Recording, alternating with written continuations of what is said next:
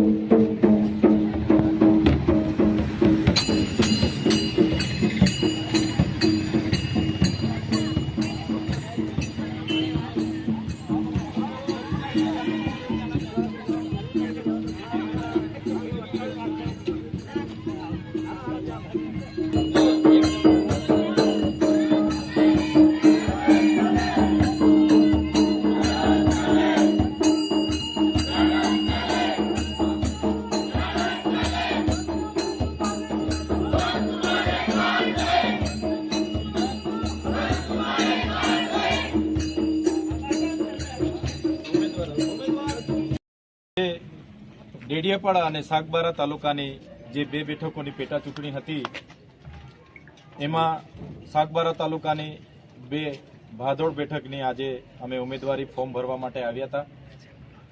ભાદોડ બેઠક પરથી આમ આદમી પાર્ટીની કોર કમિટીએ સંધ્યાબેન પ્રવીણભાઈ વસાવા પર ભરોસો મૂક્યો છે, એમને ઉમેદવાર જાહેર કર્યા છે। ત્યારે સંધ્યાબેનની સાથે એમના આજુબાજુ એમના તાલુકા બેઠકમાં આવતા ગામોમાંથી મોટી સંખ્યામાં વડીલો, યુવાનો, માતાબહેનો સૌ અહીંયા પધાર્યા છે। અમારા જિલ્લા પ્રમુખ નિરંજનભાઈ, અહીંના આગેવાન ડોક્ટર દયારામભાઈ, ગિરધરભાઈ, દેવેન્દ્રભાઈ, તમામ આગેવાનો સંધ્યાબેન સાથે અમે એમના સમર્થનમાં અહીંયા આવ્યા છે। ત્યારે ડેડિયાપાડા અને સાગબારાની જનતાએ અગાઉ પણ વિધાનસભા હોય કે લોકસભા હોય આમ આદમી પાર્ટી પર અને અમારી પૂરી ટીમ પર ભરોસો મૂક્યો છે। આ પેટા ચૂંટણીમાં પણ સાગબારા અને ડેડિયાપાડાની જનતા અમારા પર ભરોસો મૂકશે અને આવનારી તાલુકા જિલ્લા પંચાયતોમાં પણ ડેડિયાપાડા, સાગબારા સમેત પૂરા નર્મદા જિલ્લાની જનતા અમારા પર ભરોસો મૂકશે એવી અમને પૂરેપૂરી આશા છે। આ ચૂંટણીમાં અમે નિષ્ઠાપૂર્વક અમારી કામની રાજનીતિને આગળ ધરીને અમે લડવાના છે અને અમને પૂરો ભરોસો છે અમારા સંધ્યાબેન મહિલા આગેવાન છે, સારું એવું મહિલા વચ્ચે એમનું વર્ચસ્વ છે, ત્યારે સંધ્યાબેન આ ચૂંટણી જીતશે એવો અમને પૂરેપૂરો ભરોસો છે। તમે બધા જાણો છો કે આજે ગુજરાતમાં જ્યારથી અમે બધા સમજતા થયા છે, છેલ્લા 30 વર્ષથી ભારતીય જનતા પાર્ટીની સરકાર છે। પંચાયતથી લઈને પાર્લામેન્ટ સુધી એ લોકો ચૂંટાયેલા છે, એમની પોતાની બોડી છે, ગુજરાત હોય કે દેશમાં એમની સરકાર છે।